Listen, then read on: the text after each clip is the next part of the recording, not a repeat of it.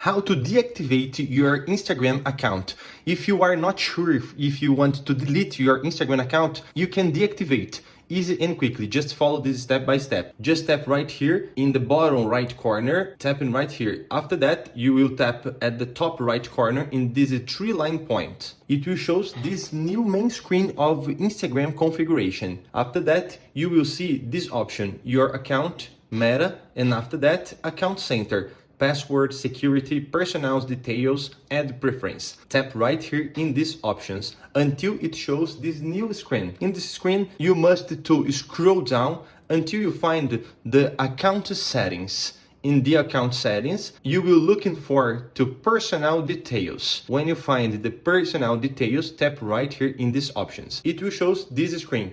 Scroll down until you find these options. Account ownership and control. Manage your data, modify your legacy contact, deactivate or delete your accounts and profile. In this new screen, you must pay attention. Tap in deactivation or deletion and you will need to select what account you want to deactivate.